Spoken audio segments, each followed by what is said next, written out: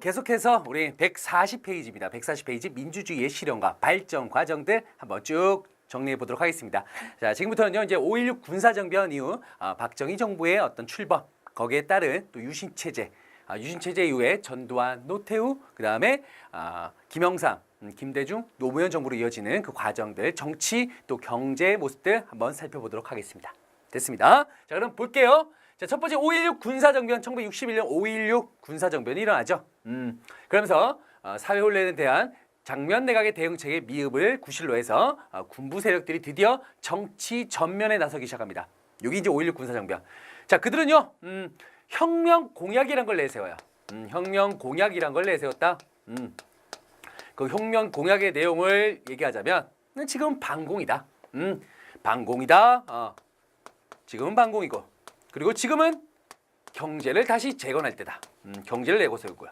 자, 이게 재건이 된다면 나는 이 정권, 이 군부를 2년 안에 마치고 민정으로 다시 정치를 넘겨주겠다라는 민정이양에 대한 약속을 하고 이런 혁명 공약을 내세웁니다. 자, 그러면서 그들이 국가 재건, 국가를 재건하기 위한 최고회의라는 걸 이때 구성을 해요. 국가 재건 최고회의, 국가 재건 최고회의를 구성한다라는 거죠. 여기에 따라서 이제 정치개혁들이 하나 둘씩 이루어집니다. 보세요. 자, 정치개혁 뭐 그냥 가볍게 비워주면 됩니다. 부정선거 관련자 처벌, 이 장면 내각도 못했던 거잖아요. 부정축제자 처벌, 이것도 못했던 거고, 혁신 세력들 검거, 이것도 제대로 못했던 거고, 반공정책 강화, 이것도 제대로 못했습니다. 장면 내각에서 제대로 시행하지 못한 부분들을 속 시원하게 긁어줬다라고 보시면 되겠고요. 자, 이런 것들 통해서, 그리고 또 경제적으로는 자, 당시 농어촌에 있는 고리채, 빚을 많이 진 사람들, 이런 것들을 정리해주기도 하고요. 화폐 개혁이 이루어지게 됐습니다. 화폐 개혁 있는데 이 제대로 성공이 거두지 못해요. 실패. 당시 물가가 막 올라가고 있었거든요. 물가 올라가다면 여기에 따른 화폐 개혁이 이루어졌는데 이것도 제대로 시행을 못했다. 중요한 건 그 밑에 거야. 뭐냐? 경제개발 5개년 계획이 이때 추진됩니다. 우리 앞서 장면 대각 때는 경제개발 5개년 계획이 수립이 됩니다만은 5.16 군사정변으로 실행하지 못했는데 이때부터 경제개발 계획이 추진이 된다.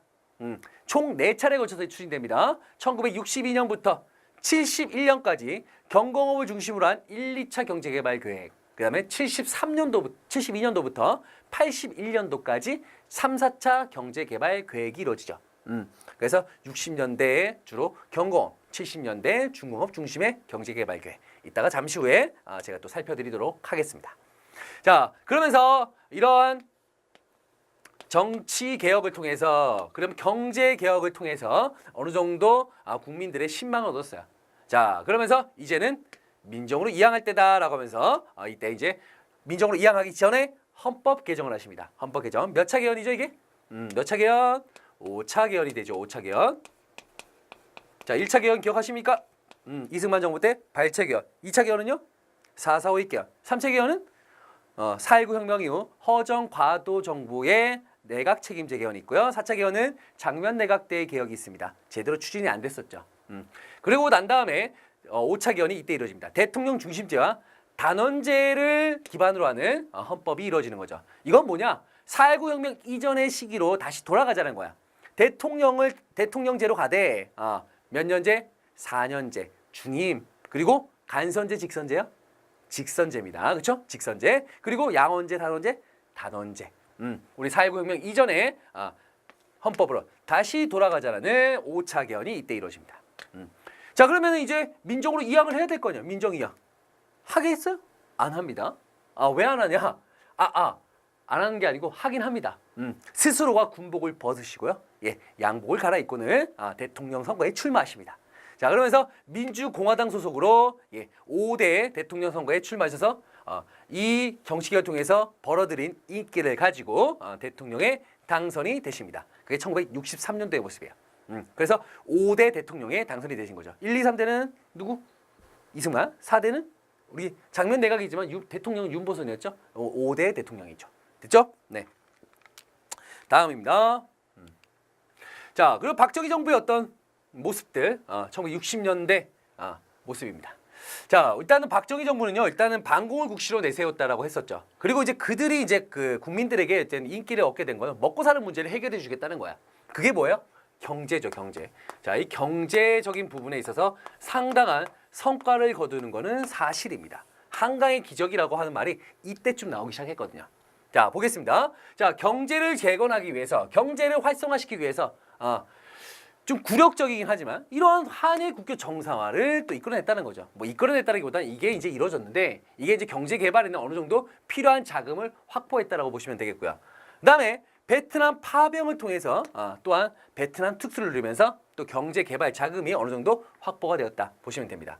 자, 한일 국교 정상화. 그 배경에는요. 일단 미국이 들어가 있어요. 미국. 자, 미국이 입김을 집어넣은 거죠. 너희들 좀 이제 좀 친하게 지내면 안 되겠니? 예전에 관계 안 좋은 건 알겠는데 이제 좀 친하게 지내봐라고 하면서 미국의 입김이 들어갑니다. 미국에서는 이 두 나라 간의 어떤 그런 공조 체제가 어느 정도 이루어져야 되거든요. 왜냐? 지금 소련, 중국, 그다음에 북한 다 뭐예요? 빨간색으로 물들었거든요. 그러기 위해서는 이 한반도 남부 지역을 남들을 방공 기조하면서 이들을 견제할 필요가 있었던 거야. 그러기 위해서는 동아시아 지역의 한미일의 안보 체제가 어느 정도 구축이 돼야 된다는 거죠. 그럼 미국은 그런 필요성을 느끼고 있었던 거고 그걸 어느 정도 입김을 집어넣었다라고 보시면 되겠습니다. 자, 거기다가 당시 우리 박정희 정부는 경제 개발에 필요한 자금들이 좀 필요했어요. 그들이 내줬던 게 경제니까 먹고 사는 문제 해결해 주겠다고 했어요. 그러니까 경제 개발에 필요한 자금 확보를 위해서 추진되었던 거죠. 근데 갑자기 이거를 추진하면은 몰래 대놓고 하면은 이거 우리 국민들이 반대할 게 뻔하니까 처음에는 몰래 한 거죠. 그래서 당시 중앙정보부장이었던 김종필 그리고 일본의 외무장관이었던 오이라가 비밀회담을 엽니다. 그래서 김종필 오이라 비밀회담이 62년도에 이렇게 회담이 이루어지게 되고요. 여기에서 있던 어떤 국교 정상에 대한 기본적인 내용들이 다 들어가 있다는 거죠. 이게 그대로 시행이 된 거라고 보시면 돼요. 자, 내용은요. 사과가 아닙니다. 사과에 대한 보상금이 아니고 독립축하금이라는 이런 어이없는 명목을 단 거죠. 독립축하금. 그 다음에 빌려주겠답니다. 너희들 빌려주겠다는 차관 3억 달러. 이런 것들의 제공에 합의를 이끌어내는 거죠. 독립축하금 3억 달러, 차관 3억 달러. 이 정도면 상당한 어떤 경제 자금이 확보되는 겁니다. 왜냐하면 우리가 50년대 사실상 미국의 원조를 통해서 거의 먹고 살았었거든요. 그리고 난 다음에 이때부터 이제 경제 개발이 이루어지는데 우리가 이제 1년 수출 총액이 1억 달러가 넘는 시점이 언제냐면 수출 총액 1억 달러요. 이게 1967년도에 가서 수출 총액 1억 달러가 넘어가요. 그러니까 이 정도는 상당한 경제 자금을 확보했다라고 볼 수가 있는 거죠. 그죠? 그리고 남들 기간 산업을 남들을 만들 수 있는 기간 산업 알죠? 인프라 조성 이런 것들 할 수 있는 배경이 되었다. 경제적으로는 확보했지만 상당히 우리의 굴욕적인 어떤 외교의 모습을 보여주기도 했다라는 거야. 자, 여기에 대한 것이 알려지면서 이러한 어떤 비밀회담을 통해서 일본과의 어떤 국교 정상화 얘기가 오고 간 거에 대해서 우리 학생들 특히 민중들이 반대했겠죠. 그래서 1964년도에 63 시위가 발생합니다. 63 시위 또는 63 항쟁이라고 하기도 해요. 63 시위. 자, 굴욕적 대일 외교를 반대하면서 여기에 이제 반대하자 계엄령 선포 후 이 정부에서는 진압을 했다라는 거죠. 63 시위 기억합시다. 굴욕적 대일 외교 반대예요. 거기에 이제 정부에서는 계엄령을 선포한 후에 진압을 했다라는 거. 진압을 했다라는 거 체크하시고요. 하지만 이미 벌써 얘기가 다 오고 갔고 모든 내용이 어느 정도 결정된 상황에서 1965년 국회만 통과하면 되는 거죠. 국회 통과. 그래서 한일협정이 체결됐습니다. 광복후 탄절 때 한일 국교 정상화라고 하지만 상당히 굴욕적 외교에는 틀림이 없다는 거. 그럼에도 어느 정도 경제 자금은 확보했다는 거죠. 그다음에 베트남 파병 1965년입니다. 이 한일협정, 한일국회 정상화가 국회를 통과할 즈음 베트남 파병권도 이제 국회에 접수가 되죠. 이것도 통과됩니다. 당시 미국과 박정희 정부의 이해관계가 일치됐다. 뭐냐? 앞에서도 제가 언급을 했지만 미국에서는 소련, 중국, 그 다음에 북한을 견제할 수 있는 방공 기지가 필요했던 거야. 그게 우리나라였던 거고요. 우리는 그걸 통해서 미국의 경제 원조를 이끌어내겠다는 거였죠. 이게 서로의 이해관계가 일치가 된 거야. 미국은 안보를 원했고 우리는 경제를 원했고 그렇죠? 그래서 당시 미국 대사였던 브라운이 여기에 각서를 작성하시다. 브라운 각서. 뭐냐? 너희들 경제 돈 필요해? 알았어. 그러면은 너희들이 우리의 방공기지 역할을 충실히 한다면은 우리가 경제적으로 군사적으로 원조해 줄 것을 약속할게 라고 했던 게 브라운 각서. 됐죠? 브라운 각서. 베트남 파병. 자, 그러면서 우리는 이제 미국의 경제 군사 원조 속에서 베트남으로 군대를 파견하게 되고요. 여기에서 베트남 특수를 누리게 됩니다. 각종 인력들, 그다음에 건설업체들 건너가서요. 많은 돈을 법니다. 그게 베트남 특수예요. 아시겠죠? 자, 이러한 자신감을 바탕으로 우리 박정희 대통령께서는 이승만 대통령과 똑같은 삼성 개헌을 단행하십니다. 삼성 개헌. 이게 언제예요? 1969년도 일이에요. 69년도 3년선인데 69년 369 삼성 개헌 69년 날치기 통과했습니다. 국회에서. 당시 본회의장에서 이걸 통과시키지 못하고요. 야당 의원들의 반대가 심하니까 국회 별관에서 땅땅땅 치면서 통과시켰던 게 삼성 개헌. 원래 이제 63년부터 67년까지 5대 대통령, 67년부터 71년까지가 6대. 여기가 끝이에요. 근데 더 하고 싶은 거지. 독재 체제 강화를 위한 장기 집권을 위한 어떤 포석을 이때 마련했었다라고 보시면 되겠습니다. 삼성 개헌을 꼭 기억합시다. 몇 차 개헌이죠, 이거는? 몇 차 개헌? 6차 개헌입니다. 앞에서 봤죠? 우리 대통령 중재 단원제는 5차 개헌, 삼성 개헌은 6차 개헌. 69년도 6차 개헌이 모습입니다. 자, 그런데 이때 마침 뭐가 터진 거야? 갑자기 70년대가 되니까 69년 70년이 되니까 냉전 체제의 완화의 모습들이 보입니다. 자, 이걸 우리 교재에서 보면 뭐라고 나왔습니까? 닉슨 독트린이 터지는 거죠. 닉슨 독트린. 닉슨은 뭐라고 합니까? 당시 미국 대통령 닉슨은 아시아의 안보는 아시아 너희들이 알아서 해라 이거야. 우리가 언제까지 니들 뒷구멍만 항상 닦아줄 수 있느냐? 니들 알아서 해라라고 하면서 어떤 미군 철수 같은 어떤 아시아의 안보를 아시아에게 돌리는 어떤 그런 모습을 닉슨 독트린을 통해서 강조하고 있었던 거죠. 이때 마침 닉슨은요 중국도 방문하십니다. 당시 핑퐁 외교라고 하죠. 핑퐁 외교를 하면서 중국까지 방문하면서 어떤 냉전 완화. 이때는 이제 우리가 대탕트 시대다라고 표현하기도 합니다. 대탕트 시대. 이렇게 닉슨 독트린이 발표가 되면서 정부에서는 안보 위기가 발생하게 됩니다. 안보 위기. 그동안 반공을 국시로 해서 이제 그동안 국가 체제, 정부 체제를 유지해 왔었는데 이제는 위기에 빠진 거죠. 위기에 빠진 상황입니다. 그리고 1969년도에 당시 총선 때 야당이 약진을 합니다. 당시 야당이 총선에서 개헌 저지선을 확보해요. 개헌은 3분의 2 이상이 확보가 돼야 되는데 3분의 2를 여당이 갖지 못하도록 했다는 거야. 총선을 통해서. 그래서 야당이 당시 개헌 저지선의 의석을 개헌 저지선의 의석을 확보했다. 역시 박정희 정부에서 여기 위기를 느꼈겠죠. 안보의 위기, 그 다음에 집권 세력, 바로 박정희 정부의 어떤 또 권력의 위기. 거기에 따라서 당시 오펙이라고 하는 석유 수출국 기구에서 원유 파동을 일으킵니다. 이러면서 또 우리는 당시 또 수출 주도형이었기 때문에 또 여기에 또 경제 불안까지 겹쳐요. 경제 위기까지. 안보 위기, 정치 위기, 그 다음에 경제 위기까지. 이런 위기를 타파할 수 있는 무엇인가가 필요했던 거야. 박정희 정부는. 그럼 이 위기를 타파할 수 있는 게 뭐가 있을까? 한 번에 해결할 수 있는 거. 안보 위기야. 이 정치의 위기와 경제의 위기를 한 번에 타파할 수 있는 거. 나만이 이걸 할 수 있다 이거야. 이 안보 위기 내가 할 수 있습니다. 지금 위기지만 제가 할 수 있습니다. 경제 위기 그동안 제가 어떻게 왔습니까? 제가 할 수 있습니다. 정치 위기 지금 여러분들이 저를 신임하고 있지 않죠. 저는 언젠가 다시 한번 여러분께 신임을 얻을 수 있습니다라면서 이 위기를 한 번에 타파할 수 있는 법을 발표하시죠. 뭡니까? 유신헌법이에요. 초헌법적인 이런 법을 발표하십니다. 이게 몇 차 개헌? 7차 개헌이에요. 7차 개헌. 자, 7차 개헌. 개헌 자주 하죠. 수립된 지 정부가 수립된 지 이때가 몇 년이에요?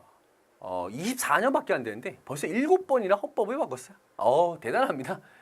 자, 7번. 바로 7차 개헌이죠. 이 7차 개헌의 유신헌법의 내용은요. 대통령에게 모든 권한을 거의 다 줬다라고 해도 무방합니다. 보시면 알겠지만 대통령 중임 제한 이런 거 다 없애버리고요. 대통령은 어떻게 뽑는답니까? 통일주체 국민회의에서 뽑는답니다. 간선제 방식이죠. 일단 간선제 방식이고 몇 년 임기는 6년이랍니다. 제한은 있습니까? 없죠. 중임 제한 철폐가 됐기 때문에 무한대로 할 수 있는 무한대. 6년을 할 수 있고요. 무한대로 대통령을 할 수 있다는 거죠. 국민의 신임을 받지 않아도 자기가 뽑은 자기가 만든 국민 통일주체 국민회의. 우리 앞에 처음에는 군정에서는 국가재건최고회의, 여기는 통일주체 국민회의. 여기서 대통령 선출한다는 거야. 그리고 또 하나의 권한은 국회의원 3분의 1 추천권입니다. 자, 추천해서 통일주체 국민회의에서 임명을 해요. 이거 뭐 대통령 기구잖아. 사실상 임명이나 다름없는 거죠. 그죠? 거기에 국회 해상권까지. 그러면은 국회의원들은 대통령을 탄핵할 수 있어요, 없어요? 없죠. 예, 국회 일방적인 해상권, 대통령의 해상권이 있고요. 그 다음에 대법원장 인사권, 사실상 이제 판사, 대법원장이라면 판사죠. 판사의 인사권까지 장악하고요. 그 다음에 인간의 기본권을 제한할 수 있는, 국민의 기본권을 제한할 수 있는 긴급조치권까지, 봉기를 획책한다든가, 정부를 비난하다가 이런 거 다 잡아들일 수 있는 거야. 한마디로 박정희 정부의 유신 정권의 도깨비 방망이 같은 거였죠. 이게 74년도에 만들어지거든요. 74년도에 만들어지는데 이런 긴급조치권까지 만들어지면서 초헌법적인 한마디로 대통령이 3권을 완전히 장악하게 되는 거야. 그러면서 이걸 한국식 민주주의다라고 표현하고 있는데 이건 아니죠, 그렇죠? 이건 민주주의가 아니에요. 이건 독재죠, 독재, 그렇죠? 자, 유신 반대 운동들 계속 펼쳐집니다. 개헌 청원 100만인 서명운동, 청원 100만인 서명운동, 3.1 민주구국선언과 같은 이런 어떤 유신 반대 운동이 계속 벌쳐지게 되고요. 여기에 이제 민주청년 학생연합회라고 하는 민청학령 사건까지 터집니다. 민청학령 사건. 자, 유신 반대 운동이죠. 그러면서 이들을 사회를 혼란하게 하고 봉기를 획책했다 하면서 이들을 학생들 180명 잡아갖고 사형에 처합니다.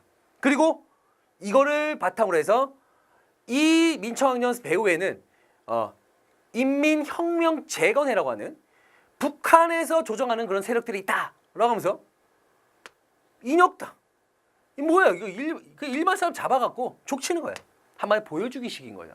그래서 이 배후에는 인혁당이라고 하는 국간의 조정을 받는 세력들이 있다라고 하면서 인혁당 사건을 엮어서 또 비슷한 처벌하고 싶은, 뭔가 혼내주고 싶은 그런 세력들을 잡아다가 처벌하는 인혁당 사건을 또 일으킨다는 거죠.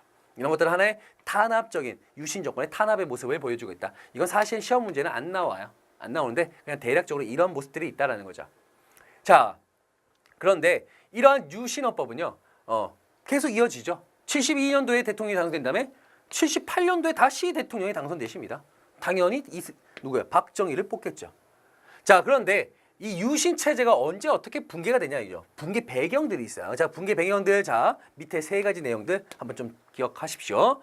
자, 12.6 사태 배경이죠. 사실상 유신 체제가 어떻게 붕괴됐냐. 자, 1978년 국회의원 선거에서 야당 득표율이 여당을 앞서기 시작합니다. 이제 정부에 대한 어떤 그런 불신임이 나타나기 시작한다는 거죠. 경제 했지만 그 경제 과정 속에서 노동자 탄압도 있었고요.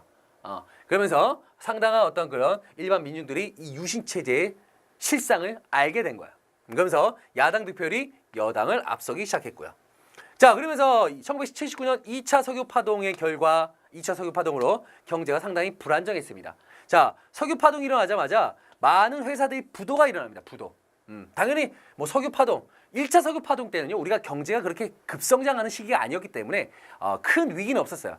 단지 우리는 오히려 우리는 중동 특수라고 하는 특수한 상황을 이용해서 경제를 더 재건할 수 있는 자금을 확보했습니다. 하지만 이때는 어느 정도 경제가 우리가 나아가고 있었거든요. 1977년 같은 경우는 수출 100억 불 달성이 이루어지고, 수출 100억 불 달성. 그만큼 이제 경제가 쭉쭉 성장하고 있는 찰나에 석유 파동이 발생한 거야. 우리는 이제 원료 같은 거라든가 자원을 받아서 그걸 가공해서 이제 수출하는 수출 주도형인데, 이런 것들이 가격이 높아지면 경제 위기가 찾아올 수 있죠. 그러니까 많은 기업들이 도산하고 부도가 나는데, 그때 마침 YH 무역이라고 하는 가발회사가 역시 부도가 납니다. 그러자 이때 이제 여공들이 어디에서 당시 김영삼이 총재로 있는 신민당 당사 옥상에서 이제 시위를 하게 됩니다. 이때 이제 한 여공이 옥상에서 떨어져 죽어요. 그때 이제 신민당의 당수였던 김영삼이 외신 기자들을 몰아가고 유신 체제의 어떤 그런 적나라함들을 다 알리기 시작한 거죠. 여기에 박정희 정부는 김영삼을 의원직에서 제명합니다. 자, 그러자 김영삼 의원의 당시 어떤 지역구였던 부산과 마산에서 항쟁이 벌어지게 돼요. 그걸 부마항쟁이래요. 여기 1979년도에 있었다. 자, 근데 이게 워낙 급속도로 이제 항쟁이 확대가 되자 여기 이제 중앙정보부장이라고 할 수 있는 중앙정보부장, 당시 중앙정보부장 김재규가 있었습니다. 온건파였어. 이거 이대로 가만두면 안 된다. 이거 가만두면 안 된다. 뭔가 우리가 여기에 대한 대책을 좀 추진해야 된다. 이제 좀 더 뭔가 온건하게 나가야 된다라고 하는 입장이었어요. 온건파 쪽이었어요. 반면에 당시 박정희 정부의 이제 안보실장 같은 격이에요. 그때 이제 차지철이라는 인물이 있죠. 차지철.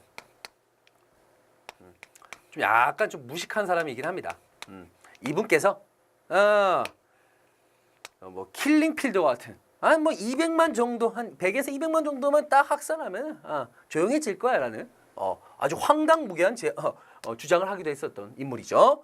그 김재규와 강경파에 있던 차지철의 대결. 이 과정에서 박정희 대통령이 이 새끼들이 야 공관으로 들어와 하면서 이제 화해시키려고 들어오게 합니다. 이때 김재규가 총을 갖고 들어간 거죠. 이런 버러지 같은 새끼는 죽여야 됩니다 하면서 빵빵. 이게 무슨 사태? 11.6 사태. 유신체제 붕괴가 되는 거죠.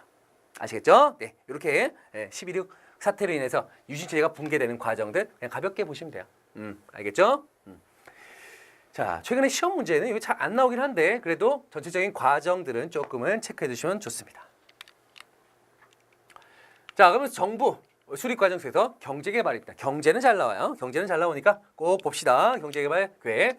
자, 1, 2차 경제개발 계획 5개년 계획 경제 제일주의를 내세웁니다. 자, 1, 2차 언제? 1차는 1962년에서 66년까지, 2차는 67년부터 71년까지의 경제개발 계획 약 10년 동안 이루어지죠. 그래서 이때 1, 2차는 우리가 보통 60년대의 경제개발 계획이다라고 보시면 돼요. 자, 이때 한일 국가 정상화를 통해서 경제 자금 확보했고요. 베트남 특수를 통해서 경제 자금 확보한 거 맞죠? 그리고 영화 국제시장, 토독 광부 간호사 파견 이런 통해서 외화벌이를 하십니다. 이들 대단합니다. 대단합니다. 멀리 타양까지 가셔서 돈 버셔서 정부에다가 꼬박꼬박 입금을 했죠. 그러면 정부에서 그 받고 또 보내주기도 하고 송금하기도 하고 하면서 상당한 많은 외화 확보에 도움이 되셨던 구국의 역군들이죠. 나라를 구하는 역군들이 바로 이분들이십니다. 그러면서 한일국 정상화, 베트남 특수, 서독강부 간호사 파견 등을 통해서 상당한 경제 자금을 확보했었다. 자, 이때 경제는요. 어떤 경제? 가발공업이라든가 섬유공업, 그 다음에 뭐 합판 이런 것들 있죠. 섬유. 아까 YH무역회사 같은 경우는 뭐 가발이라서 뭐 꼭 60년대가 한 건 아닙니다. 섬유는 지금도 하고 있잖아요, 그렇죠? 섬유 가발과 같은 경공업 중심의 수출 주도형이에요. 자, 수출 주도형의 맹점은 뭐예요? 우리가 뭐 자원도 없어요, 원료도 없어요, 뭐 기술도 없었어요. 그냥 열심히 일하는 거죠. 그래서 원료 그런 것도 잘 가공해서 판매하는 겁니다. 판매하는 형태. 이런 수출 주도형 어떤 주도형 형태의 공업이 이때부터 나타나기 시작한다. 상당히 높은 경제 성장률이죠. 높은 경제 성장률. 50년대와 비교하면 어마어마합니다. 그렇죠? 이걸 뭐라고 한다? 독일의 라인강의 기적을 본따서 한강의 기적이라고 부르기도 합니다. 한강의 기적. 그래서 당연히 수출이 증가되겠죠. 자, 그와 동시에 빈부격차가 이루어집니다. 이 빈부격차가 벌어지게 된 배경에는요, 뭐냐면 일단은 당시에 우리 중소지주들, 우리가 이제 뭐 농지기업도 마찬가지고 일제강점기 이후, 광복 이후에는요, 이 중소에 있는 중간 계층들이 많이 사라져요. 사라지면 동시에 기업들이 성장하기 시작합니다. 특히 언제였어요? 뭐 이승만 정부 때 이제 300산업 육성화, 300산업이 발달하면서 300산업 통해서 육성된 그 기업들만 성장을 했거든요. 그 빈부격차가 그때부터 나타나기 시작하는데 이때는 더 벌어진다는 얘기예요. 왜냐? 국가는요, 이때에도 여전히 사업 파트너로서 찾았던 게 누구예요? 기업이에요. 당연히 뭐가 일어날 거야? 정경유착이 당연히 발생할 수밖에 없겠죠. 그죠? 그리고 이때의 모토는 뭐였냐? 일단 성장부터 하자 이거야. 선성장, 후분배입니다. 근데 기업들 성장을 항상 하지만 분배하는 거 봤어요? 지금도 안 하는데. 그 당시에 마찬가지예요. 일단 성장부터 하는 거야. 그리고 위기 빠지면 우리 위기라서 안 돼. 하면서 일단 성장부터 하는 겁니다. 결국 여기는 기업만 키워준 기업만. 기업만 키워준 거야. 이때 박정희 정부 때 사실 키워졌던 그룹 중에 하나가 이제 뭐 롯데 같은 그룹들도 있다라는 거죠. 네. 자, 그러면서 외체급증. 예. 그다음에 대외 의존 심화. 의존이 심화될 수밖에 없어요. 그리고 외체가 왜 급증할까? 외체가. 이때는요, 60년대에는 우리가 뭐 돈을 물론 받아서 경제개발 자금으로 사용하긴 했지만 앞에서 제가 언급했죠. 67년도에 가면 우리나라가 이때 수출 총액이 1억 불이 넘어가요. 근데 여기 아까 우리가 일본에게 빌린 경제자금이 얼마입니까? 뭐 차관 같은 거 3억 달러를 했잖아. 1억 불인데 당시 그 차관은요 주로 단기 차관이에요. 단기로 이제 빌려가지고 갚아야 되는 건데 1억 불밖에 안 되는데 3억 어떻게 갚냐고요. 못 갚아. 그러니까 당연히 외채가 급증할 수밖에 없는 거고요. 그죠? 경제 위기가 찾아올 수밖에 없습니다. 거기에 따라서 대외 의존이 심화되겠죠. 대외 의존 뭐예요? 우리는 수출 주도라 했습니다. 당연히 어떤 나라, 만약 석유라든지 우리의 어떤 그 원료들을 수입하는 나라가 위기에 빠지면 거기에 긴장할 수밖에 없는 거야. 의존성이 있을 수밖에 없는 상황인 거죠. 아이고 자원이라든가 원료가 우리한테 있으면 우리가 무슨 긴장을 하겠습니까? 걱정을 해요. 맨날 이 원료들, 자원들 다 끌어다 쓰기 때문에 의존이 심화될 수밖에 없는 상황이죠. 그죠? 문제점들이 이런 것들이 있어요. 자, 거기에 이제 사회 간접 자본 그때 하지만 이러한 경제적 특수를 통해서 우리는 간접 자본들, 우리가 흔히 인프라라고 하죠. 이런 것들이 조성이 됩니다. 대표적으로 1970년도에 있었던 경부 고속도로 건설, 우리의 어떤 동맥을 이을 수 있는 경부 고속도로 건설이 있고요. 이게 1970년. 그리고 이제 제철 산업, 그렇죠? 이제 제철 산업이 본격화됩니다. 1970년부터 해서 이거 73년도까지 요쯤이라 보시면 돼요. 포항 제철이 포항에 설립이 됐죠.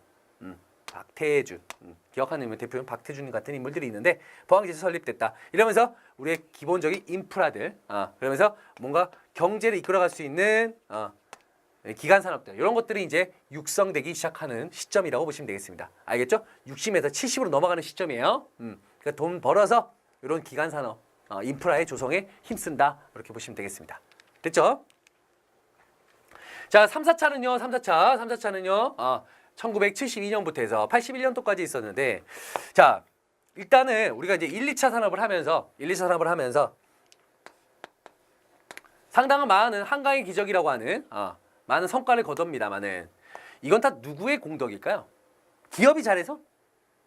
기업이 물론 잘한 것도 있겠지만 위기에 빠질 때 있었어요. 아까 말했지만 막 앞에서 언급했지만 이런 외채 급증 이런 것도 해서 기업들도 상당한 위기를 겪거든요.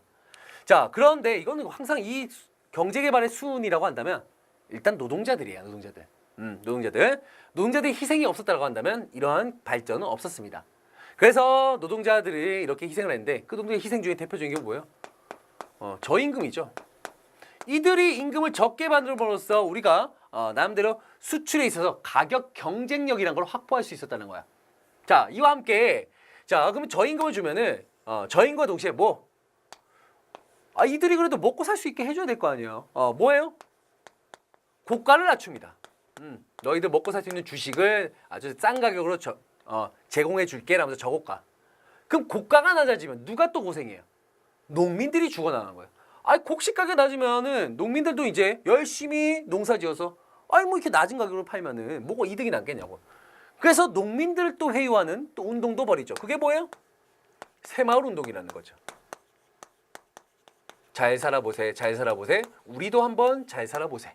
라고 하면서 이런 새마을 운동들이 벌어집니다. 그게 언제쯤이에요? 바로 1970년쯤이라고 보시면 되겠습니다. 1970년. 우리가 그래서 요거는 약간 1, 2차 때 60년대하고 같이 연결선상에서 바라보셔야 된다는 거야. 그래서 새마을 운동, 정부 주도의 농어촌 소득 증대 및 근대화 운동. 잘 살아보세. 그다음에 이때 이런 저고가 정책에 힘입어서 결국 노동자들의 어떤 그런 인권에 대한 부분들이 이때 적나라하게 드러나기 시작합니다. 세계 언론에도 유세 언론에도 드러나기 시작하는 거죠. 전대일 분신 사건 이것도 1970년의 모습이야. 이런 상황 속에서 우리 노동의 실태, 우리 노동자들의 실태가 여실히 드러나기 시작했다. 고발되었다. 이렇게 보시면 됩니다. 그러면서 노동조합 활성화. 자, 그걸 또 보여준 대표적인 거 여성 노동자 중심의 이런 어떤 노동운동이 이루어지죠. 대표적인 게 1979년도에 있었던 YH 무역 여성 노동자 사건 같은 경우도 거기에 해당된다고 보시면 되겠습니다. 자, 사건들 요 새마을 운동하고 요 전태일 분신 사건 요거 좀 간단하게 좀 체크해 주시고 시기를 좀 체크해 주시기 바랍니다. 아시겠죠? 네. 자, 3, 4차 경제개발 계획입니다. 재벌 중심으로 수출 주도형 중화학공업이 육성됐고요. 이때부터 이제 수출 주도형의 중화학공업. 이때부터는 제철, 조선과 같은 중화학공업이 이제 점차 육성이 되게 한다. 고부가가치 산업으로 개편이 됐다라는 거죠. 자, 위기도 있었습니다. 자, 1차 석유파동, 1차 석유파동. 경제 위기 겪죠? 근데 큰 위기는 안 겪어요. 왜냐면 아직까지 우리가 이때까지만 해도 고부가가치, 바로 제철과 조선과 같은 이 고부가가치 중화공업이 아직까지 이제 걸음마 수준이었기 때문에 아직까지 경공업 중심이에요. 섬유, 가발, 뭐 간단하게 가발하는 거. 이게 뭐 우리 석유 파동과는 어느 정도 영향을 끼치겠지만 큰 영향은 없었다는 거죠. 오히려 우리는 이 파동을 통해서 오히려 중동이 오일 달러를 벌어들이죠. 그러면서 그들은요, 그 오일 달러 바탕으로 경제 개발을 추진해 나갑니다. 그때 우리 부지런한 한국민들이 그곳에 진출한 거죠. 대표적으로 건설업, 뭐 동아건설 이런 리비아 대수로 건설 여기에 참여하게 되는 겁니다. 그러면서 건설업체들이 중동으로 진출하기 시작하면서 자 중동 특수를 누리겠다. 언제? 1차 석유 파동 때 바로 1970년대 초의 모습입니다. 중동 특수 기억합시다. 이때 이제 뭐 우리 예전에 뭐 드라마 보면 그런 거 나와요. 나 이번에 사우디 간다. 뭐 쿠웨이트에 돌아오면 이제 이름이 뭡니까? 쿠웨이트 박이에요. 예, 쿠웨이트에서 이제 일하고 왔다는 거죠. 그렇죠? 그런 분들이 있었습니다. 중동 특수. 네. 결과는 외형적인 경제 성장을 달성하긴 합니다. 외형적인 경제 성장 달성. 그러면서 1977년도에 수출 100억 불 달성이 이루어지죠. 그래서 이 기념비도 만들었어요. 자, 기억합시다. 1977년. 이건 연도를 좀 기억을 해 두셔야 돼요. 예. 아까 67년도에 1억 불 달성, 77년도에 100억 불 달성. 이렇게 기억하세요. 자, 대외 유조들은 점차 심화됩니다. 수출을 하면 할수록 우리의 원료 자원들은 더더욱 많이 쓰다 보니까 그게 끊기는 순간 우리 경제는 상당히 축 처지는 거예요. 저게 정경유착, 뭐 기본이죠. 재벌 기업의 기형적 성장, 이런 것들. 정경유착을 통해서 재벌 기업들이 기형적으로 성장하는 모습들까지 체크해 두시기 바랍니다. 됐죠? 네. 자, 이 유신 체제 이후에 우리 그 남북 관계 모습인데 이 남북 관계 모습은요 제가 이따가 우리 통일 정책을 할 때 다시 한번 제가 언급해 드릴 거니까요. 요건 잠깐 넘어가도록 하겠습니다. 하지만 가볍게만 체크한다면 뭐 1972년 7.4 남북 공동성명, 남북 공동성명 3대 기본 원칙이죠. 자주적으로 통일해야 된다. 평화적으로 통일하자. 민족 대단결을 이루자라는 자주 평화 민족 대단결. 우리 시험에 되게 많이 나와요. 예, 기출에 되게 많이 나왔던 부분입니다. 자주적으로 평화적으로 그리고 민족 대단결을 강조했다. 평화통일 3대 원칙. 그러면서 이를 이행하기 위한 기구로서 무엇을 뒀다? 남북조절위원회. 남북 기본합의서가 아니에요. 남북 기본합의서는 노태우 정부 때고 이건 남북조절위원회가 설치되었다. 그렇지만 이거 끝난 다음에 어떻게 됐어요? 남한은 유신체제, 북한은 사회주의 체제로 하면서 독재체제 강화에 이런 것들을 이용했다. 나니까 이런 거 할 수 있는 거야 라면서 스스로 각자 자기의 길을 걷기 시작하는 거죠. 오히려 독재체제 강화. 김일성은 사회주의 체제, 박정희는 유신체제. 아시겠죠? 네. 자, 근데 12.6 사태 끝난 후에 많은 정치 대역들이 있었습니다. 거기에는 대표적인 세력이 김대중, DJ라고 부르는 김대중. 1960년대 40대 기수로서 박정희를 위협했던 인물이 되겠죠. 또한 신민당 YS 사건으로 해서 의원직에 제명당했던 누굽니까? 김영삼. 김영삼 대통령이 예전에 대통령 후보에서 나올 때 항상 모토 이런 피켓을 항상 걸었어요. 영삼. 네. 지금 돌아가셨죠. 자, 이런 분들이 우리가 이제 다음 시대를 어떻게 이끌어갈 것인가 항상 골몰하고 있을 때쯤에 한 대머리 분께서 나타나십니다. 전 대머리 어유 두발이 없구먼요 환장하겠시오. 라고 하는 전두환께서 당시 보안사령관이었죠. 이분과 친구, 동기였습니다. 노태우. 저는 보통 사람입니다. 물태우라고 불렸던 이분이 신군부 세력, 이들이 신군부 세력이라고 합니다. 앞에 이제 박정희의 군부 세력과 비교하는 의미에서 신군부 세력이라는데 이들이 재빠르게 이 11.6 사태를 수습하면서 신군부 세력으로서 이들의 일부 병력들, 자기 후배들을 딱 이끌고 가서 군권을 장악하십니다. 이게 1972년도, 79년도 12월 10일에 있었던 12.12 사태예요. 자, 이들은요 육사 11기입니다. 그래서 이들은요 하나의 사조직이 있었죠. 그게 뭐예요? 그냥 알아만 둡시다. 하나회. 왜냐하면 이들이 왜 이 노태우 전두환 이들이 어떻게 병력을 동원해서 자기보다 선배들이 있을 텐데 그래봤자 얘네들 투스타밖에 안 돼요. 그 위에 3스타, 4스타가 있을 텐데 어떻게 이 투스타가 어떻게 권력을 장악했냐라는 측면에서 바라봤을 때 이들부터 육사가 육군사관학교가 정규화됩니다. 정규학교로 변해요. 그 전까지는 약간 단기학교였거든요. 한마디로 이제 어찌 보면은 족보가 이제 조금씩 족보라고 하는 게 이제 생기기 시작하는 게 바로 이때쯤이에요. 선후배 관계가 확실하게 되는 시점이 바로 이때부터입니다. 얘네들은 선후배 관계가 확실한 거죠. 대학교 때부터 학교 다닐 때부터 확실하게 되니까 후배들 뭐 원스타 있겠죠. 뭐 그런 애들 다 끌어모아갖고 다 치는 거야. 육군 참모총장 치고 하면서 권력을 장악했던 세력들이 바로 이 전두환 노태우와 같은 신군부 세력입니다. 자, 이들은요 박정희 대통령 서거 이후에 각종 지역에다 이제 계엄령을 반포하세요. 계엄령을 선포하시고 하셨는데, 자, 이 군권을 향하는 이때쯤에는 물론 대학생들이 이제 들고 일어나야 되는데 왜 들고 일어나지 않았을까요? 방학이었거든요. 12월, 12월은 방학이에요. 네, 방학이다 보니까 이때 대학생들이 조용히 집에서 지내고 계시다가 개학을 하고 봄이 돼서 이제 서울역에 나타나십니다. 그게 이제 서울의 봄이라는 거야. 서울역에 약 10만의 학생들과 민중들이 모였죠. 그래서 전두환 퇴진을 외쳤죠. 무엇을 외쳤다? 전두환 퇴진. 계엄령 철폐. 계엄령 내려라. 그리고 전두환 너는 퇴진해라. 끝내라. 근데 더 이상 군대는 싫다라고 하면서 서울의 봄에라고 해서 이게 학생들과 뭐 서울대 학생도 많았었고요. 각종 대학생들과 민중들이 모아서 약 10만이 모였습니다. 근데 이거 태산합니다. 왜냐하면 5월 18일 날 이제 하기로 했었거든요. 근데 너무 빨리 모인 거야. 전국적으로 확산되기 위해서 좀 더 시간이 좀 이틀 뒤로 해서 좀 미룰 필요가 있었어요. 자, 그러자 신군부는 자, 안 되겠다 싶은인지 계엄령을 전국적으로 확대 실시했습니다. 전국적으로 확대 실시. 이게 5월 17일입니다. 그리고 대대적으로 5월 18일에 전국적으로 민주화 시위가 벌어지게 되는 거죠. 자, 이때 전국적으로 확산되는 시기쯤에서 그리고 전국적으로 계엄령이 확대되면서 이 대표적인 정치 대역들의 어떤 그 정치 활동을 금지시켜 나갑니다. 이따가 잠시 후에 보겠습니다. 그리고 정치인사를 체포하고 민주화운동을 무력으로 진압했다. 이건 이후의 모습이에요. 계엄령을 전국적으로 선포한 이후의 모습이라고 보시면 되겠습니다. 이후의 모습. 이때 이제 김대중, 그 다음에 김영사, 그리고 김종필 이런 어떤 정치의 어떤 세력들을 탄압을 하고, 특히 김대중 뭐 전 대통령이죠. 김대중에게는 당시에 5.18 광주 민주화운동, 이 내란이라고 했거든요. 이 내란을 선동한 죄라고 해서 죄목을 뒤집어 씌우고요. 거기에 이제 김영삼은 가택 연금시키고요. 김종필 같은 경우는 부정축제로 처벌을 하게 됩니다. 이러면서 튀어나올 것 같은 정치 세력들은 다 싹을 밟아버리는 거야.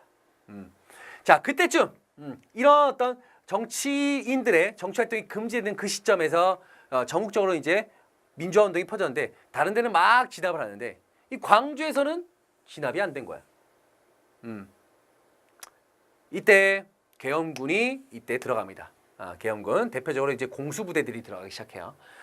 들어갔던 부대인데 이때 작전명이 뭐였어요? 화려한 휴가. 이제 영화가 있었죠. 화려한 휴가라고. 작전명 화려한 휴가를 통해서 계엄군이 발표하고요. 여기에 이제 시민군들이 대항을 하기 시작합니다. 시민군들. 자, 우리가 광주 민주화 운동 같은 경우는요, 뭐 딴 거 없습니다. 계엄군의 발포, 여기에 광주 시민군의 전남도청 장악을 통해서 저항, 알겠죠? 저항. 그래서 계엄군의 무력 진압, 약 열흘간의 이들의 저항은 결국 끝이 납니다. 1980년대에 전개된 민주화운동의 바탕이 되었다. 자, 여기서 핵심은 계엄군의 발표, 시민군 나오면 무조건 광주 민주화 운동입니다. 5.18 광주 민주화 운동 아시겠죠? 네. 자, 그다음, 자, 그런 다음에 이런 계엄령 발표 이후에 전두환은요 바로 무엇을 국가보위 비상대책위원회라고는 국보위를 구성하면서 이때부터 본격적으로 정권을 장악하기 시작합니다. 정권을 장악하기 시작한다. 우리가 이제 5대, 6대, 7대, 8대, 9대까지 박정희 대통령이 계속해서 대통령에 당선되셨거든요. 그리고 10대는 누구였어요? 10대. 10대는 12.6 사태 이후에 국무총리로 있었던 최규하 국무총리가 대통령이 서거했기 때문에 비상시에 국무총리가 대통령이 될 수 있다는 그 헌법 하에 최규하 대통령이 10대 대통령에 오르게 됩니다. 하지만 이 최규하 대통령은 사실상 권력이 없었죠. 누구에게? 바로 전두환에게 밀려나게 됩니다. 잠시 그냥 있었던 거죠. 어떠한 역할도 수행하지 않았어요. 알겠죠? 그냥 10대 대통령 최규하 정도만 아시면 되고요. 사실상 권력은 누구한테? 신군부에게 가 있었다.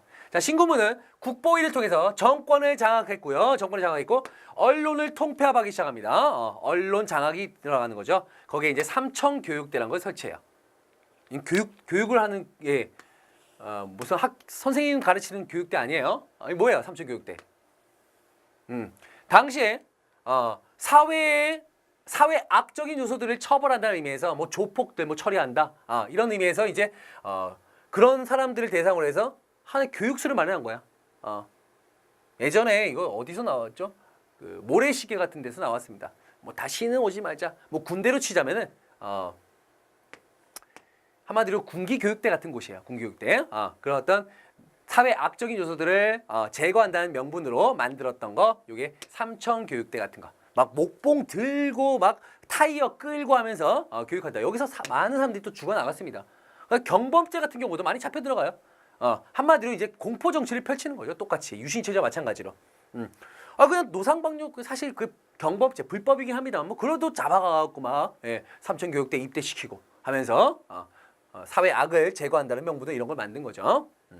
자, 그러면서 나는 더 이상 저기 유신체제와 저처럼 그렇게 장기적으로 권력을 차지하지 않아라고 하면서 헌법을 개정한 건 아니고요. 일단은 11대 대통령이 일단 오르십니다. 11대 대통령. 자, 일단은요, 이분은요 11대와 12대 대통령이 함께 하세요. 11대. 11대 때는 어디에 의해서? 유신 헌법에 의해서 최규하 대통령을 끌어내리고 통일주체 국민회의에서 대통령에 당선되십니다. 대통령이 당선이 되는 거죠. 유신헌법에서 대통령이 당선됐다가 이걸 다시 바꿔요. 유신헌법 철폐하죠.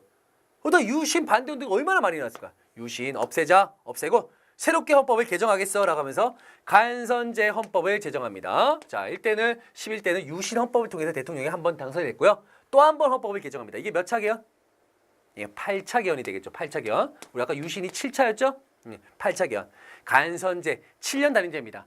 나는 장기 집권 안 할 거야. 딱 한 번만 할 건데 딱 7년 할게. 간선제인데 대통령 선거인단을 뽑습니다. 통일주체 국민회하고 비슷한 거예요. 대통령 선거인단. 그래서 장충체육관에 모이게 해서 거기에서 이제 투표해서 대통령이 당선이 됐던 거죠. 대통령 선거인단을 통해서 간선제 형태로 7년 단임제의 헌법을 개정했던 게 8차 개헌. 자, 이를 통해서 전두환이 대통령에 올랐다. 이게 1981년도. 이때는 몇 대 대통령일까요? 12대예요. 11대는 유신헌법으로, 12대는 개정된 8차 헌법을 통해서 대통령에 당선되었다. 됐죠? 자, 이때는 강압 정책들 많이 펼칩니다. 민주화 운동, 탄압, 야당, 탄압, 뭐 언론 통제, 보도 지침. 이 제일 웃겨요, 이거 보도 지침. 뭐 자기가 내가 나이를 공개하는 건데 전 잘 모르지만 어렸을 때 보면은 아주 어슴프레 기억나는 게 있어요. 9시가 땡 하는 순간 우리가 당시 땡전 뉴스라는 표현을 쓰게 돼요. 땡전 뉴스. 자, 땡, 다 갑자기 전두환 대통령 집무실이 딱 보입니다. 그러면서 거기에 있는 누군가가 성우가 오늘도 전두환 각하께서는 뭐 하면서 막 그 각하가 뭐 일하는 모습들, 정무를 보는 모습들 막 이런 것들을 한참 보내요. 그러고 난 다음에 뉴스가 보도됩니다. 이런 거 보도 지침. 그 땡전 뉴스를 하게 되고 그다음 보도 지침을 내리는 거죠. 보도 지침. 이것만 보도해. 만약에 거기에 저촉된다라고 하면 전화해갖고 누가 이런 기사 냈어? 그러면서 막 탄압하기도 하고 이 보도 지침 같은 것도 있었다. 언론들은 항상 통제합니다. 자, 하지만 우리가 1983년도 되면요 올림픽 개최가 확정이 돼요. 독일의 바덴바덴이라는 곳에서 올림픽 개최가 딱 확정이 되는 순간 우리도 이제 전 세계에 이제 알리게 될 거 아니에요. 우리 대한민국을 알리게 되니까 조금씩 이때부터 유화책이라는 게 등장하기 시작해요. 우리가 흔히 뭐 3S 정책도 있죠. 3S 정책. 섹스, 스크린, 스포츠라고 했고 자신의 어떤 그 도덕적인 결함을 이렇게 국민들에게 이쪽으로 눈을 돌리게 하는 거죠. 스포츠로 가서 응원하게 하고 막 성인 영화 막 보게 하고 그 다음에 스크린 성인 영화 보고 막 술 마시고 막 이런 것들을 조장했던 거예요. 국가에서. 그러면서 내가 하는 거 그렇게 신경 쓰지 마라고 하면서 신경을 이쪽에 돌리는 거죠. 이런 정책들을 펼치게 됐고요. 자, 또 우리가 좀 봐야 되고 교복 두발 자유화. 우리 영화 써니 봤죠? 그런 것처럼 교복 두발 자유화. 그다음에 야간 통행 금지를 해제시켰죠. 유신 체제까지 있었던 야간 통행 금지 해제. 이때부터 해외 여행을 마음대로 갈 수 있는 해외 여행 자유화. 그리고 대학 내에서도 학생회가 어느 정도 부활한다는 것까지 이러한 유화 정책을 함께 썼다. 이런 유화 정책의 이면에는 올림픽 개최라는 어떤 그런 나름대로의 명분이 있었다는 거죠. 갑자기 이런 유화 정책을 펼치는 건 아닙니다. 아시겠죠? 이런 통제와 더불어서 이런 유화책도 함께 병행을 했다라고 보시면 됩니다. 아시겠죠? 네. 자, 전두환 정부의 경제 한번 보겠습니다. 경제. 자, 우리 70년대 중화공업의 과잉 투자 그리고 1978년 유신 정권의 어떤 그 붕괴를 초래했었던 2차 석유 파동. 자, 2차 석유 파동 이후에 경제 위기를 마련합니다. 자, 그러면서 경제 안정화 정책으로서 중화공업 투자를 조정하죠. 유망산업만 투자하자. 유망산업, 뭐 반도체 이제 이쪽으로 하는 거죠. 이제는 전자다라고 하면서 반도체, 뭐 전자산업을 중심으로 한 유망산업들에게 많은 투자를 하게 됩니다. 자, 이런 투자가 이루어지면서 우리도 어느 정도 이제 그 전자회사들이 많이 생기죠. 뭐 삼성전자, 금성전자, 뭐 나중에 뭐 대우전자, 막 이런 전자회사들이 많이 생겨요. 그런 회사들이 지금까지도 계속 남아 있죠. 삼성전자는 그대로 있고요. 금성전자는 지금 LG전자. 네, LG전자의 그 전신이 금성전자예요. 옛날에 저희 어머니도 마찬가지지만 전자제품은 항상 금성 항상 선호하십니다. 뭐 삼성을 선호하는 분도 계시겠지만 뭐 그런 식으로 보시면 됩니다. 이때 이제 부실기업 뭐 이런 것들 정리하고도 하는 모습들도 보인다는 거죠. 이때는요 사실 우리가 이 전자가 딱 시작되는 시점이라고 짝퉁들도 진짜 많이 양산했어요. 짝퉁들. 우리가 이제 일본 거 많이 뺏겼거든요. 지금은 우리가 이제 중국이 우리 거 맨날 뺏긴다고 이제 욕하고 있지만 우린 당시에 이제 일본 거 많이 좀 카피를 많이 했어요. 뭐 대표적으로 얘기한다면 워크맨 같은 거 있어요. 워크맨. 당시 워크맨 걸어 다니는 남자예요. 사람이에요.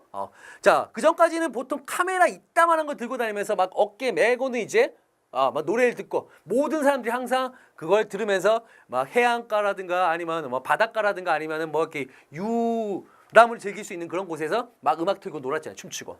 그런데 이제는 혼자 듣는 상황이 벌어지게 된 거야. 그게 이제 소니에서 만들었던 워크맨이었던 거죠.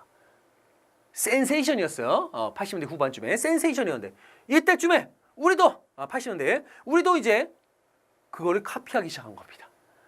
삼성에서는 마이마이, 그 다음에 뭐 금성전자라고 하죠. 그 당시 금성전자에서는 아하, 뭐 이런 것들이 만들어지기 시작하는 시점입니다. 그때 만들어지기 시작하면서 그런 카피 제품들이 많이 나타나는 모습들. 그러면서 이제 우리의 전자 반도체 산업들이 점차 육성되는 그 시점이라고 보시면 돼요. 아시겠죠? 자, 이와 함께 이런 기업들을 키워준과 동시에 당시의 세계적인 경제 상황이 우리에게 참 잘 돌아갔어요. 첫 번째가 저유가. 우리는 유가를 바탕으로 수출을 하는 업체인데 유가가 싸면 당연히 우리 경제에 도움이 될 수밖에 없겠죠. 두 번째, 저금리. 당시 전 세계의 금리가 어느 정도였냐면 1에서 2%예요. 우리는 한참 경제 성장을 하고 있었던 시점입니다. 예전에 응답하라 1988을 보면 당시에 이제 누굽니까? 그 주인공 덕선이의 아버지였던 성동일이 은행에 다니신 분이었죠. 은행에 다니셨던데 우리 은행 같은 경우는 이자가 한 15%, 16%밖에 안 돼. 막 되게 부끄럽게 이렇게 얘기합니다. 17%, 16%밖에 안 돼. 막 이러면서 되게 부끄러워하시는데. 자, 우리나라 당시 은행 금리는 16%, 세계 금리는 1, 2%. 돈 빌려서 맡기면은 대박 나는 거예요. 그렇죠? 대박 나는 거죠. 이런 식으로 기업들이 싸게 돈을 빌려서 이런 식으로 돈을 벌기도 했다는 거죠. 그러면서 은행들이 이제 번 돈으로 어떻게 합니까? 기업들에게 빌려주는 거죠. 대출 막 해주는 겁니다. 그럼 그 기업들은 막 그 돈을 받아서 자기 사업에 투자하는 거야. 그래서 이때 많은 사장들이 나타납니다. 아, 이 사장, 김 사장, 박 사장 하면서 사장님들이 많이 나타나는 시기. 자, 그러면 저 달러가 저하되면요, 엔화는 엔화는 어떻게 될까요? 엔화가 올라가겠죠. 엔화가 올라가고요. 그 다음에 원화는 떨어지죠. 당시에 이렇게 되면요, 일본과 우리는 사실 수출 물품들이 사실 겹치는 경우가 생겨요. 그러다 보니까 우리에게 상당히 유리한 방향으로 흘러갈 수도 있다. 그래서 상당히 이때 저유가, 저금리, 저달러 이런 3조왕에 입어서 상당히 50시대는 고도 성장을 이뤘고요. 물가 안정이 실현되던 그런 시기. 기억하시기 바랍니다. 알겠죠? 자, 그러나 이런 전두환 정부는요, 정통성과 도덕성을 상실한 그런 모습들을 보입니다. 부천서 성고문 사건, 여학생을 고문하는데 성적으로 이제 고문을 합니다. 부천서 성고문 사건, 뭐 이런 것들도 있고요.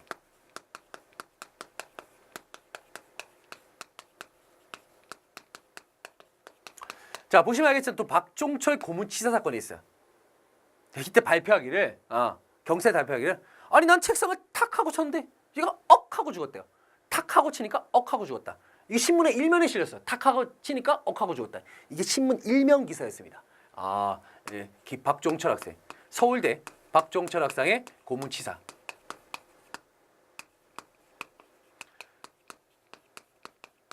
자, 이런 사건들을 통해서 전두환 정부는요, 상당히 전두환 정부에 대한 국민 저항이 일어납니다. 뭐 대표적으로 여러분들 영화도 보시면 변호인 같은 경우, 그게 바로 당시 전두환 정부 시대의 모습이에요. 그죠? 그래서 민주화운동이 전개되고요. 이러면서 야당 제하를 막론하고 직선제 개헌에 대한 운동이 활발하게 진행된다. 자, 이런 어떤 전두환 정부에 대한 도덕성 문제가 이제 이렇게 제기되는 이 시점에서 전두환 정부는 뭘 선언하냐? 나는 말이지, 지금 그냥 할래. 헌법을 그냥 지킬래. 호원을 해요, 호원. 자, 이거 잘 보세요, 호원. 여러분들 호원이란 거는 헌법을 수호한다는 건데 되게 좋은 의미예요. 근데 전두환이 얘기했던 4.13 호원은 뭐예요? 아니, 그냥 지금처럼 간선제로 가고 7년 단임제로 그냥 할래. 그래서 내가 뒤에 숨은 내 친구 노태우에게 그 권력을 그대로 물려줄래. 라는 게 여기의 핵심이겠죠. 예, 그러자 호원 철폐 운동이 벌어지게 되고요. 범국민적 반독재 민주화 운동으로 발전하게 된다. 이때는요, 화이트 칼라, 블루 칼라, 뭐 모든 계층들이 다 전부 들어오기 시작합니다. 전부 다 참여합니다. 이때 이제 이게 6월 10일이었죠. 자, 6월 10일을 기점으로 해서 이제 범국민적인 어떤 민주화 운동으로 발전하기 시작하고요. 지금 같은 촛불 집회 같은 거야.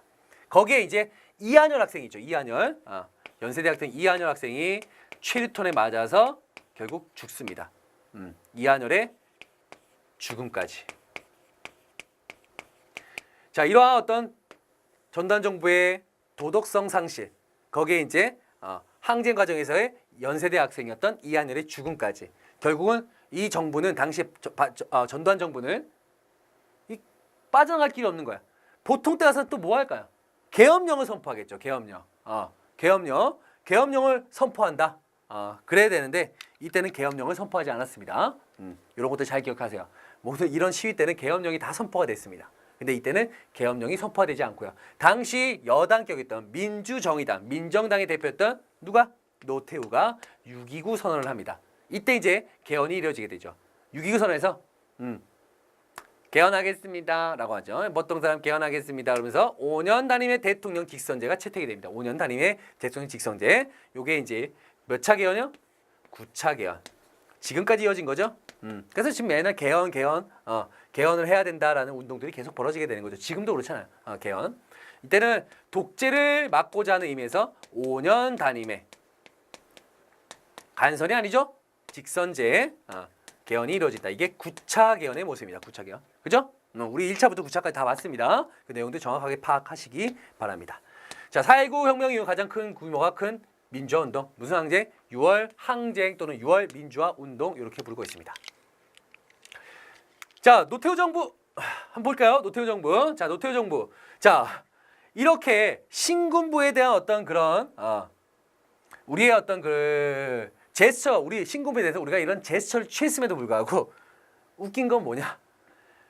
야당 후보가 분열합니다. 우리는 맨날 뭐 야당 합당 아니면 야당 통합 이런 것들을 항상 내세우지만 분열해요.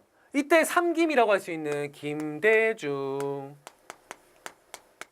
우리 교재에 있습니다. 김영삼 전 대통령들이죠. 그 다음에 김종필, 이분은 대통령을 못했습니다. 자, 이 세 분이 다 따로따로 출마하세요. 이분이 함께 합당을 했다면 노태우는 대통령이 될 수가 없었을 거야. 근데 이분이 다 따로따로 나가면서 결국은 어떻게 됩니까? 노태우가 대통령에 당선이 되십니다. 노태우 대통령이 되는 거죠. 하지만 노태우 대통령은 당시에 지지율이 약 30%가 조금 넘는 정도예요. 30% 조금 넘는 정도이기 때문에 당시의 어떤 상황을 여소야대의 어떤 국회 구성이 이루어졌다는 거죠.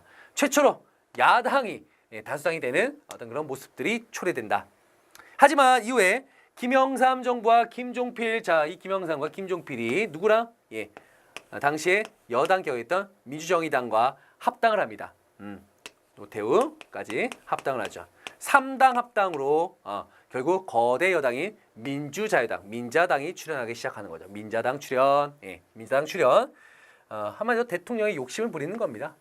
여기 김영삼, 이분이 욕심을 부렸던 거고, 어쨌든 간에 3당 연합으로 민주자유당 출연. 체크합시다. 이건 그냥 가볍게 알아만 두시면 돼요. 요건 나오지 않을 거야. 자, 그리고 이때는요, 북방 외교가 추진됩니다. 이때 1989년, 90년도, 이때는 소련, 구소련 체제가 붕괴가 됩니다.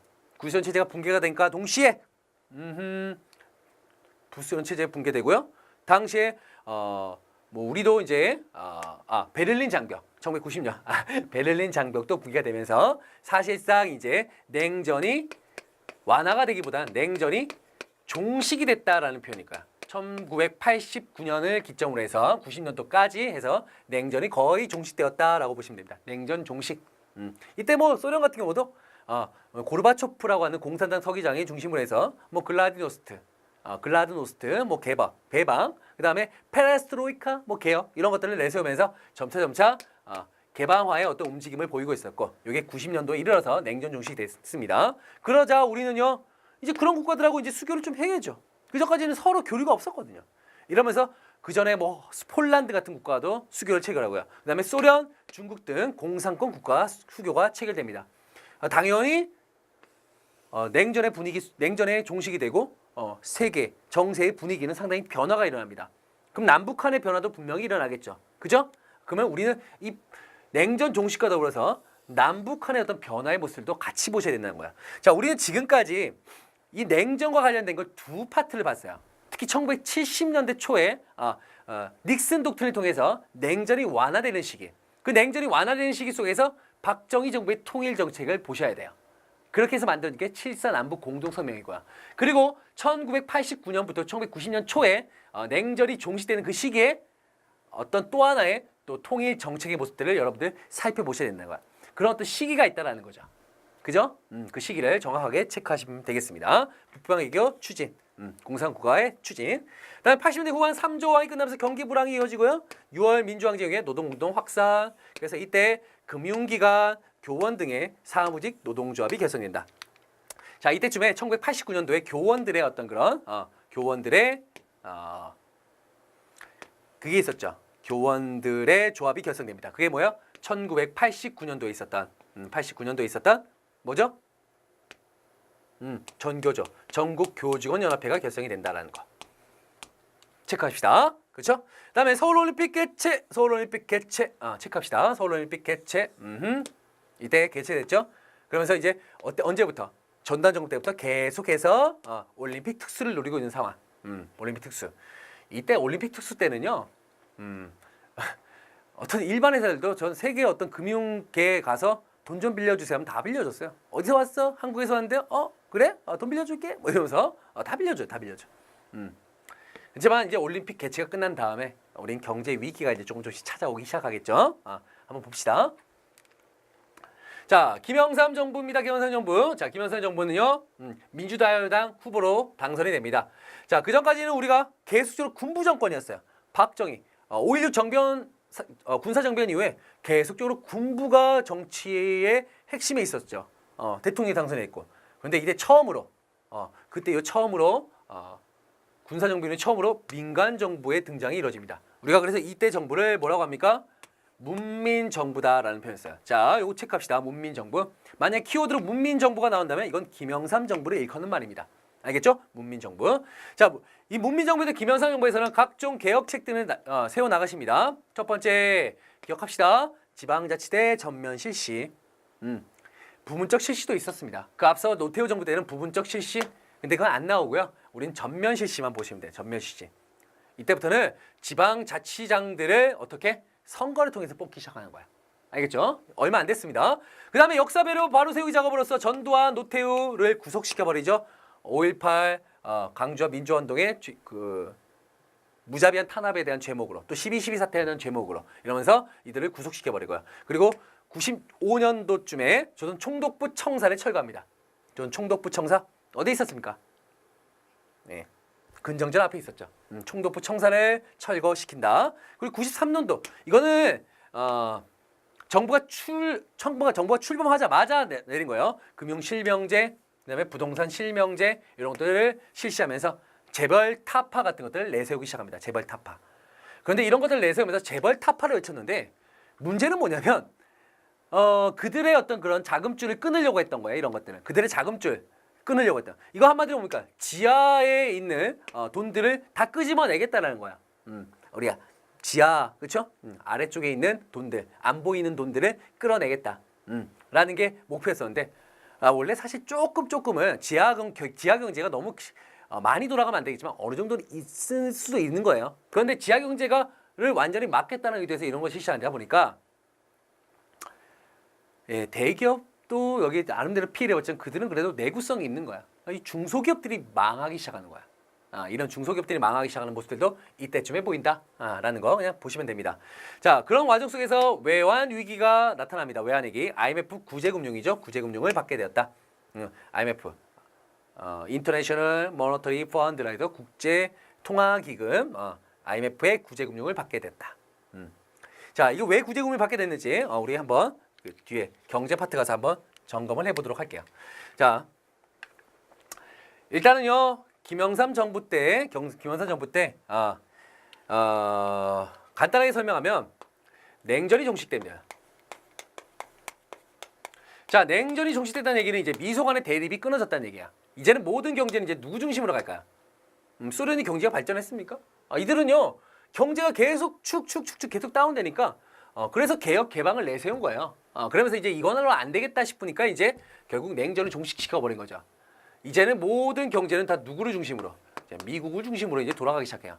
이제 미국 경제로 이제 편입하냐, 그렇지 않느냐가 이제 문제가 되는 거죠. 그래서 우리도 여기 편입하고자 한 겁니다. 여기 들어가야지라고 하면서 뭘 내세운 거야? 세계화를 내세운 겁니다. 글로벌라이제이션, 그다음 개방화 이런 것들을 내세우기 시작하는 거야.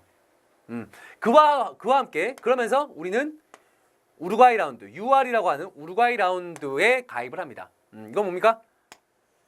농산물 개방 정책이야. 농산물 수입 개방의 정책에 여기에 우리가 편입되게 되고요. 또한 세계 무역기구라고 하는 WTO에도 가입합니다. 이게 1995년도.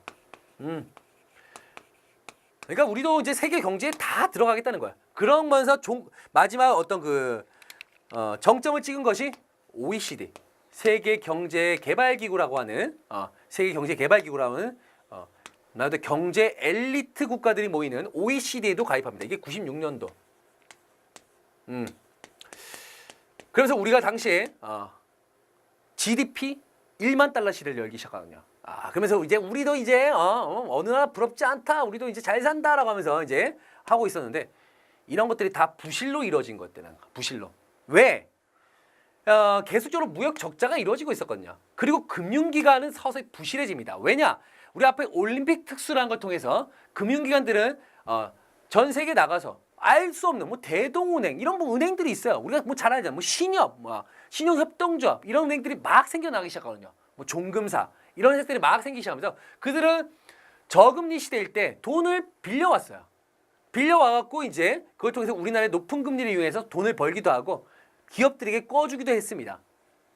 그런데 무역이 적자가 일어나기 시작하면서 그 기업들이 도산을 했어요. 갚지를 않네. 그런데 이들한테 돈을 갚아야 되는데 금리는 옛날보다 뛰었네. 감당이 안 되는 거죠. 당연히 금융기관 부실로 이어지고 많은 은행들이 도산하기 시작합니다. 이때쯤에 도산하기 시작해요. 그런데 이 은행들은 이들에게 못 받으면 끝입니까? 얘네들 돈을 못 갚으면 누구한테 책임을 묻는 거야?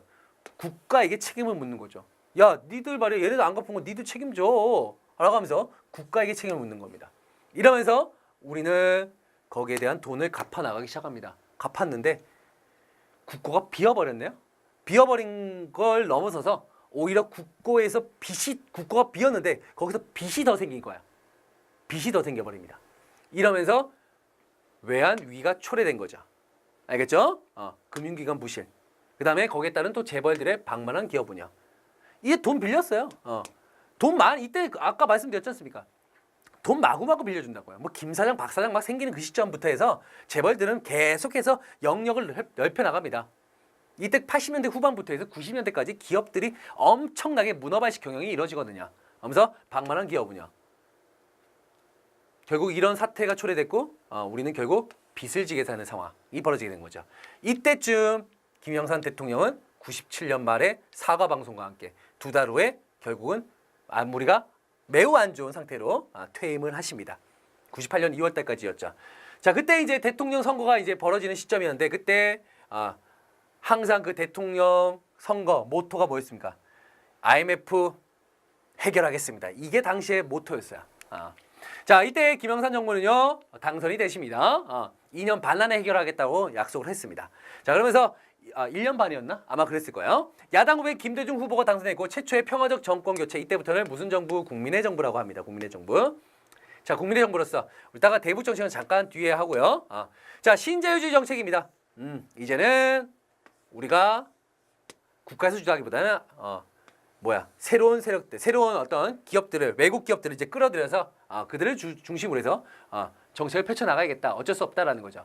당시 우리나라는요 적자 상태예요. 국고는 비어 있고 빚이 생겼어요. 그러다 보니까 이거 안 되겠다. 어떻게든 간에 나라의 어떤 그런 상태를 좀 어떻게든 메꿔 나가야 될 거 아니에요. 미국에게 돈을 꿉니다. 뭐 200억 달러 이제 지원을 받기도 해요. 지원을 받기도 했었습니다. 자, 지원 속에서 그럼에도 이게 겨우겨우 메꾸는 정도? 그 빌린 거 다 갚아요. 빌린 거 다 갚습니다. 갚지만 미국에게 빚이 있잖아요. 어쨌든 갚아야 될 거 아니야. 그러려면 어떻게 해야 돼요? 다국적 기업들이 이제 서서히 들어오기 시작하는 거죠. 외국 자본을 유치하기 시작합니다. 그들이 들어와서 우리의 부실 기업들을 사들이기 시작하죠. 뭐 대표적으로 대우 같은 그룹. 대우 자동차 팔았지 않습니까? 국가에서 대우를 결국 부실 기업으로 정리를 해버린 거야. 그러면서 GM에게 팔아버린 거죠. 그렇게 팔아버린 자금으로 미국에 빌린 돈 갚아버리는 거예요. 그리고 기업들은 어떻게 합니까? 구조조정 들어가는 거죠. 50대가 됐는데 일은 많이 하지 않아. 근데 연봉은 되게 많아. 자르는 거죠. 이때부터 구조조정이 아주 급속도로 일어납니다. 자, 하지만 이런 기업 속의 구조 속에서 그리고 이때까지는 계약직이라는 게 없었어요. 정규직이에요. 무조건 회사에서는요 그들이 이제 회사를 위해서 노력한 공덕을 인정해서 정년까지 보장을 했는데 보장이 안 되는 시기가 돌아오게 됩니다. 이때까지. 이때부터 이제 보장이 안 되는 그런 시점이 돼요. 자, 보장이 안 되니까 요즘에 노량진이 인기가 좋을 수밖에 없는 그런 부분도 없지 않아 있는 거죠. 씁쓸한 현실일 수 있습니다만은 어쨌든 간에 이러한 노사정위원회 또한 거기에 따라서 노사정위원회 노동자들, 기업가들, 정부가 또 구성이 되는 노사정위원회를 구성해서 이런 것들을 어떻게 처리할 것인가를 두고는 또 회의체를 만들기도 했다는 거죠. 잘 기억하시면 됩니다. 이런 것들이 있었다. 같이 연결선상에서 보시기 바랍니다. 자, 이와 함께 대단한 국민이죠. 금모으기 운동 실시합니다. 우리 예전에 뭐 국채보상운동처럼 세상에 이런 민족은 없어요. 국가가 위기에 빠졌다고 해서 막 금반지, 뭐 약혼반지 아니면 돌반지 내고 이런 나라는 절대 없습니다. 우리나라밖에 없을걸요? 전 세계가 놀랐다라고 하잖아요. 그죠? 모으면 뭐합니까? 다 십시일반 모아서 내는데 진짜 원하는 건 뭐냐? 금바예요. 부자들이 가지고 금바가 있어야 되는데 금바가 없었던 거야. 금바는 다 나오지도 않았어요. 그게 사실 우리 전체 그 금 보유량의 절반 가까이 되거든요. 절반 이상이에요. 근데 나오지 않았죠.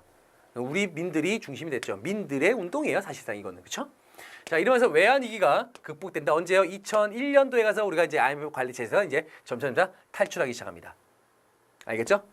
오케이. 자, 이렇게 또 대북 정책도 있습니다만은 대북 정책, 요거는 대북 화해 정책, 우리가 햇볕 정책이라고 표현하기도 합니다. 나그네의 옷을 벗기는 것은 세찬 바람이 아니라 따뜻한 햇볕이다라고 하면서 햇볕 정책을 추진하면서 추진했다. 그리고 외환위기를 극복했다.